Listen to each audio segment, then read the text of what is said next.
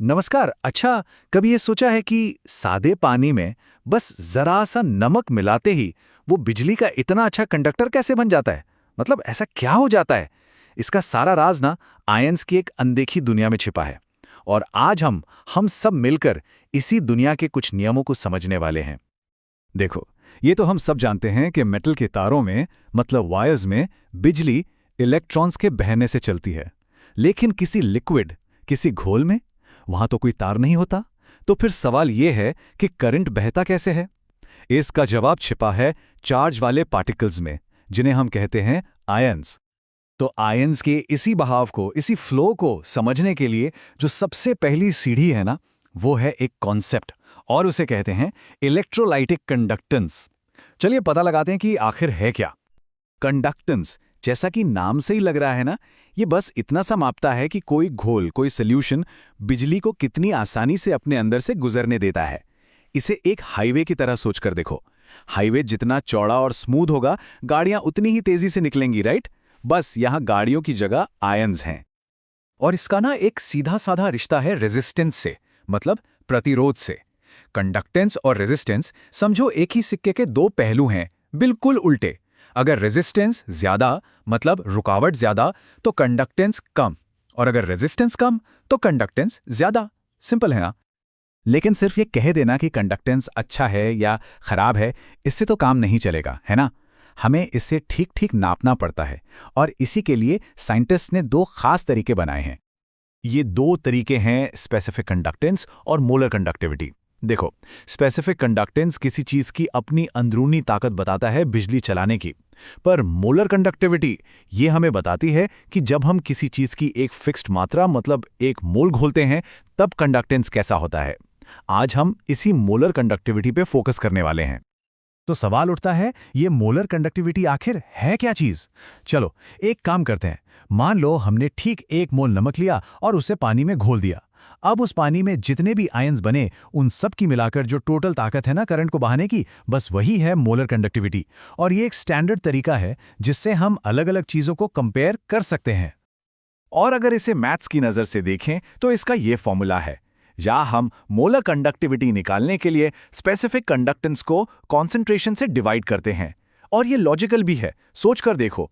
अगर बहुत सारे आयंस एक छोटी सी जगह में ठुसे हुए होंगे तो वो एक दूसरे से टकराएंगे, उनकी स्पीड कम हो जाएगी, रुकावट आएगी, है ना?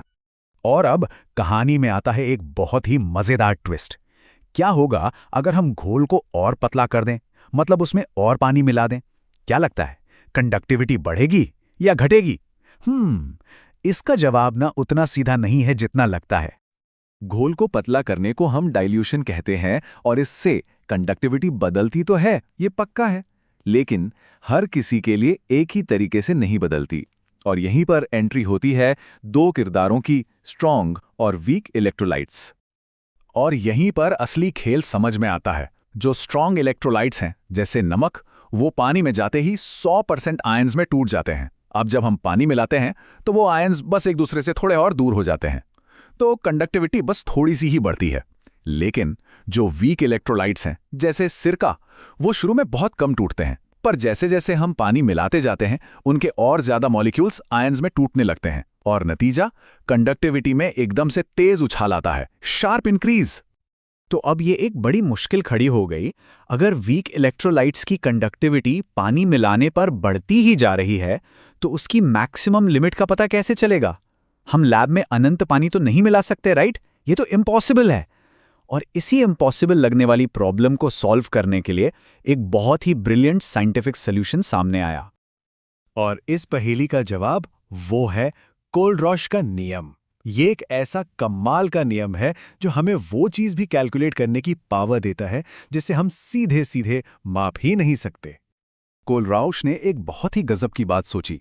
उन्होंने कहा, जरा सोचो, अगर हम किसी घोल को इतना इतना ज्यादा पतला कर दें कि आयंस एक दूसरे से बहुत दूर हो जाएं, तो क्या होगा? हर आयन अपनी मर्जी का मालिक बन जाएगा।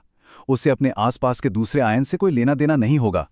वो आजाद होकर बहेगा, और ऐसे में घोल की जो टोटल कंडक्टिविटी होगी, वो बस हर एक आयन के अपने अपने कंट्रीब्यूशन का सिंपल सा जोड़ होगी।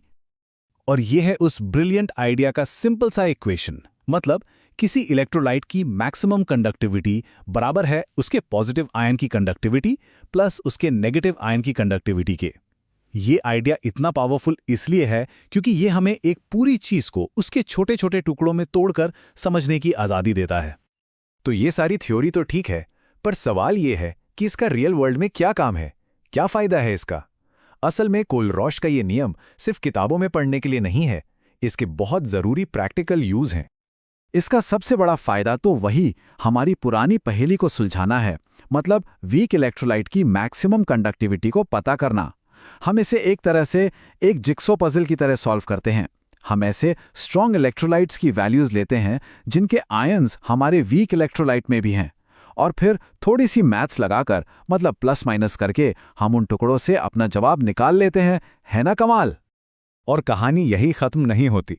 इस नियम से हम ये भी पता कर सकते हैं कि सिरके जैसा कोई वीक इलेक्ट्रोलाइट पानी में कितने % आयंस में टूटता है।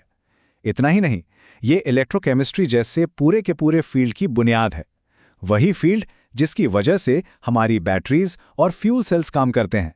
तो हाँ, ये वाकई में एक बहुत ही फंडामेंटल प्रिंसिपल है। तो चलिए इसे एक सवाल के साथ खत्म करते हैं। अगर आयंस अपनी लिमिट पर पहुंचकर इतना आजाद बर्ताव करते हैं, एक दूसरे से इंडिपेंडेंट हो जाते हैं, तो ये हमें सॉल्यूशंस के अंदरूनी दुनिया के बारे में और कौन-कौन से राज बता सकते हैं। ये सवाल हमें याद दिलाता है कि साइंस में एक जवाब मिलने पर अक्सर कई और नए और भी दिलचस्प सवाल खड़े हो जाते हैं।